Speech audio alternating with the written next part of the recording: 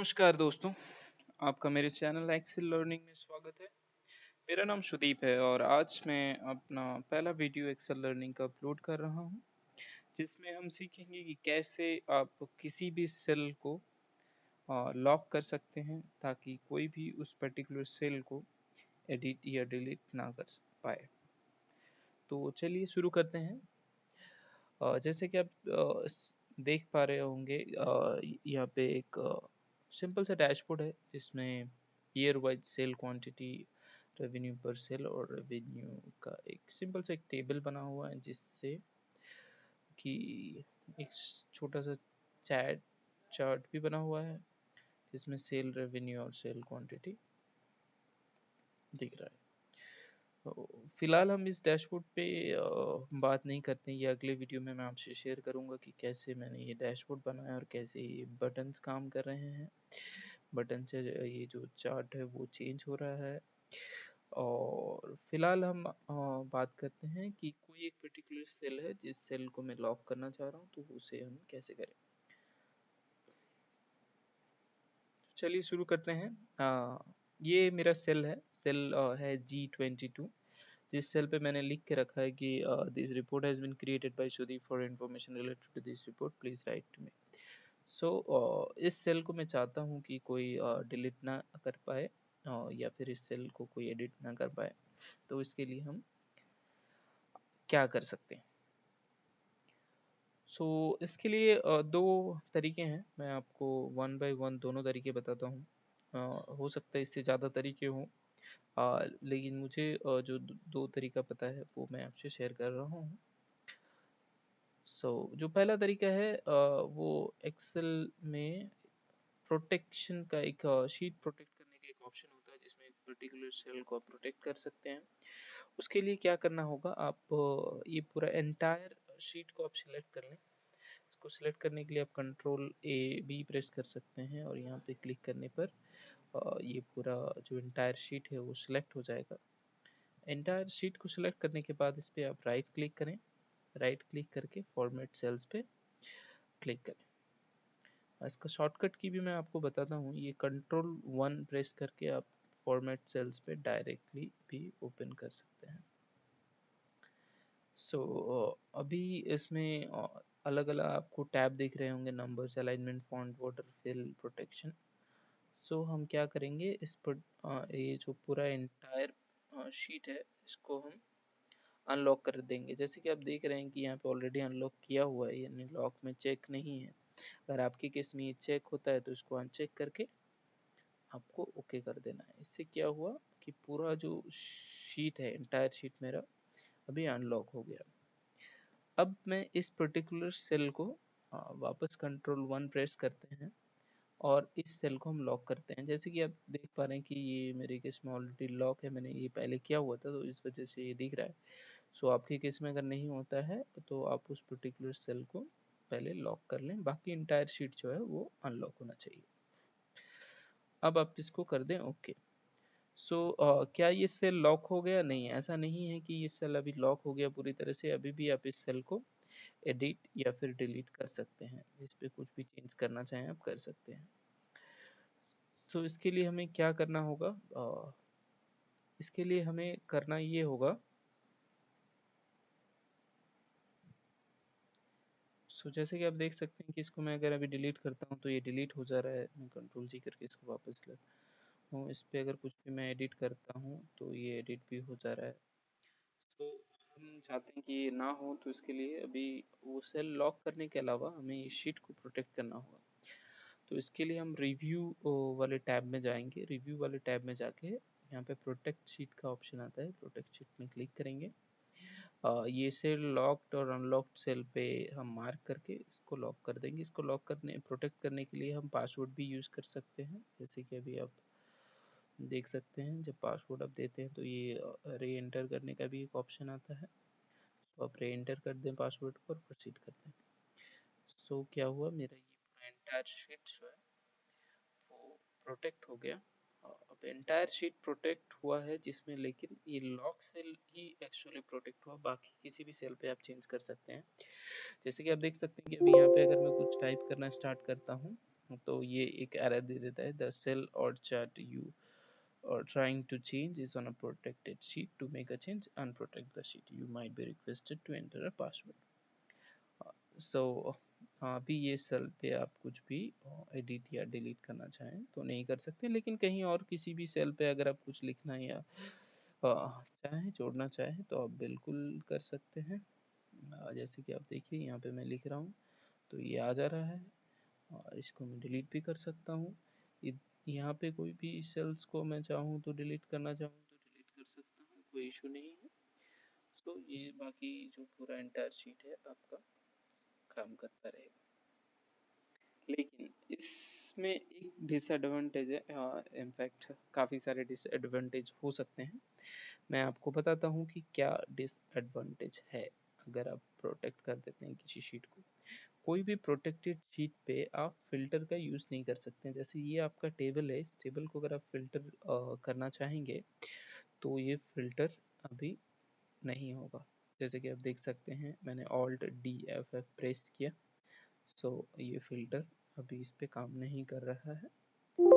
Filter जैसे ही लगाने की कोशिश कर रहे हैं तो एक एरर आ रहा है कि you cannot use this command on a protected sheet. To use this command you must first unprotect the sheet. So आपको अनप्रोटेक्ट करना होगा शीट को, तभी आपका ये काम करेगा। सो वापस आपको अनप्रोटेक्ट करके करना होगा। जब आप अनप्रोटेक्ट करेंगे तो वापस वो शेल भी डिलीट हो सकती हैं, काफ़ी सारी चीज़ें हो सकती हैं। सो ये डिसएडवांटेज है। काफ़ी सारी और भी चीज़ें हैं, जैसे कि अभी मैंने ये जो मैक्रो बना के रखा है ये भी देखिए अभी काम करना बंद कर दिया।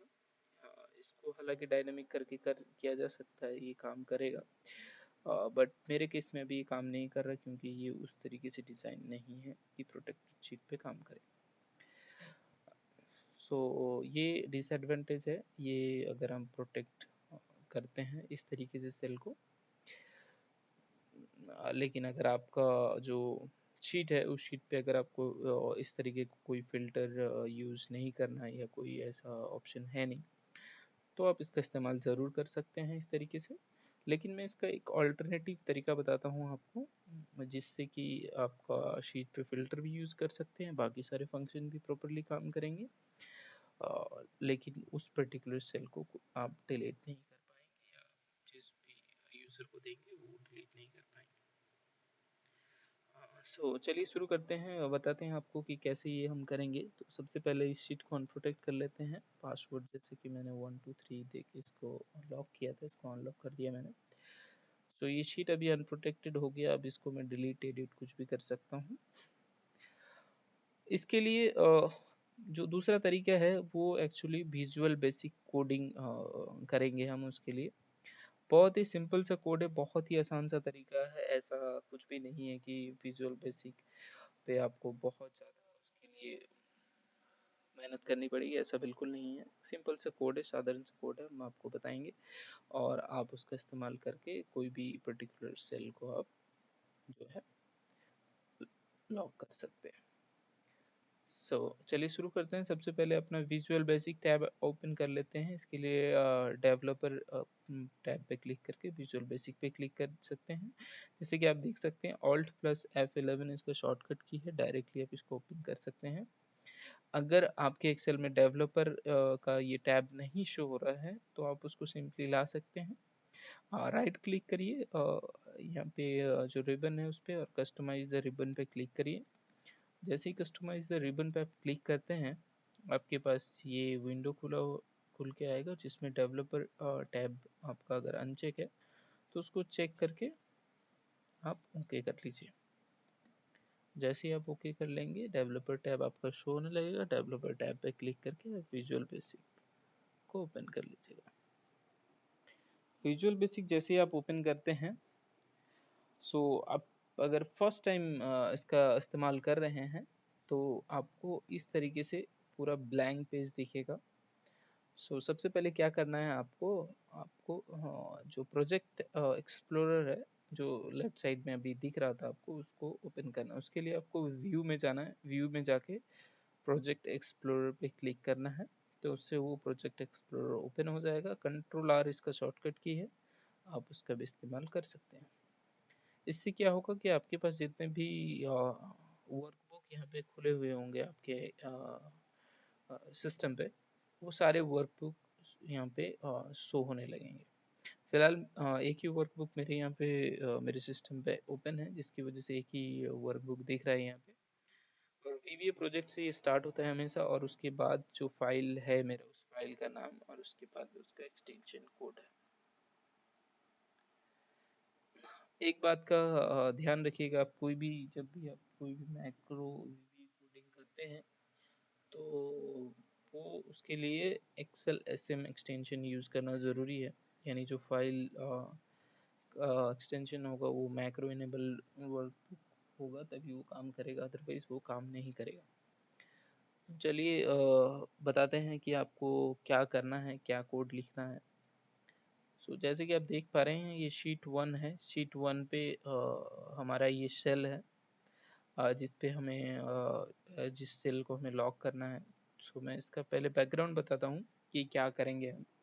बैकग्राउंड ये होगा कि अगर इस सेल पे कोई भी कुछ एडिट करता है, डिलीट करता है, कुछ भी चेंज करता है, ऑटोमेटिकली मेरा एक मैक्रो रन हो, और मैक्रो रन हो के जो भी चेंजेस किया है एंड यूज़र ने, उस चेंजेस को वो रिप्लेस करके वापस से मेरा जो भी टेक्स्ट है, मेरा जो भी डेटा है, वो वापस उसको फिल करते। ये इसका बैकग्राउंड है। तो उसको कैसे कर सकते हैं हम? उसको करने के लिए वापस विजुअल बेसिक टैब पे जाते हैं। जिस शीट पे हमें ये रन करवाना है, उसी शीट पे हमें ये कोड भी लिखना पड़ेगा। ये शीट हमने सिलेक्ट कर ली, शीट 1। और शीट 1 में जाने के बाद यहाँ पे जो जनरल दिख रहा है, उसकी जगह पे हम क्या सिलेक्ट करेंगे? वर्कशीट। जैसे ही वर्कशीट सेलेक्ट करते हैं, यहाँ पे काफ़ी सारे वर्कशीट के इवेंट्स आ जाते हैं कि वर्कशीट में क्या इवेंट आपको सेलेक्ट करना है। आपको ये सारे इवेंट इवेंट बोलते हैं वीबी में से। ये सारे इवेंट के ऑप्शन आपके पास है, और बाय डिफ़ॉल्ट सिलेक्शन चेंज यहाँ पे सेलेक्ट हो गया, जैसे कि आप देख सकते हैं।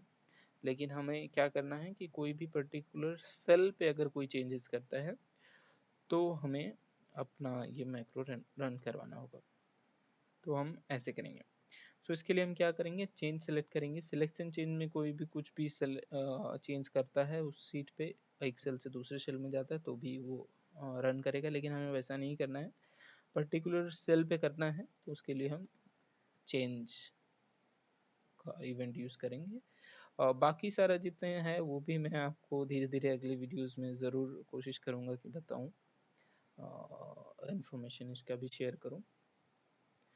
ये पहला वाला जो ऑटोमेटिक बाय डिफ़ॉल्ट आया था, उसको मैंने डिलीट कर दिया।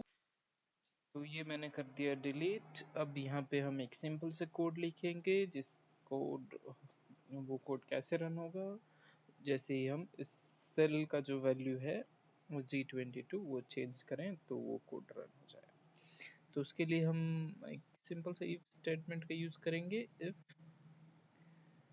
Target dot column is equals to 7 and target dot row equals to 22 अगर है, देन मेरा ये कोड एग्जीक्यूट हो, अदरवाइज नहीं हो। जब भी हम इफ स्टेटमेंट यूज करते हैं, तो हमें एंड इफ से उसे क्लोज भी करना होता है। ठीक है। ये टारगेट डॉट कॉलम 7 इसलिए दिया मैंने, क्योंकि ये जी कॉलम पे ये सेल है मेरा, जिस सेल का वैल्यू मेरा कांस्टेंट मुझे रखना है। G7 नंबर कॉलम है, जैसे कि आप देख सकते हो 1 2 3 4 5 6 7, और 22 नंबर रो पे मेरा ये सेल है। इस वजह से रो नंबर है 22। आप इसको टारगेट डॉट रो को पहले भी लिख सकते हैं, ऐसा कोई ज़रूरी नहीं है कि कॉलम एंड रो इस तरह से ये सेम ऑर्डर में हो। आप इसका ऑर्डर भी चेंज कर सकते हैं, यानी टारगेट डॉट रो उसके बाद टारगेट डॉट कॉलम भी आप लिख सकते हैं, कोई इशू नहीं है। ठीक है। अब अगर ये ऐसा है, तो क्या होगा कि मेरा जो रेंज, जो G22 का जो वैल्यू है, इस तरीके से लिखते हैं VBA में। ठीक है। रेंज और उसके बाद अंडरस्कोर में जो भी आपका रेंज होगा, वो आप दे सकते हैं। और भी काफ़ी सारे अलग अलग से तरीके हैं जिससे आप कर सकते हैं। फिलहाल मैं इसको बहुत सिंपल तरीके से करता हूँ। सो रेंज G22 डॉट वैल्यू, अब ये वैल्यू क्या होगा, ये वैल्यू होगा जो मेरा सेल पे लिखा हुआ है। इस सेल पे क्या है उसको मैं कॉपी कर लेता हूँ, ठीक है।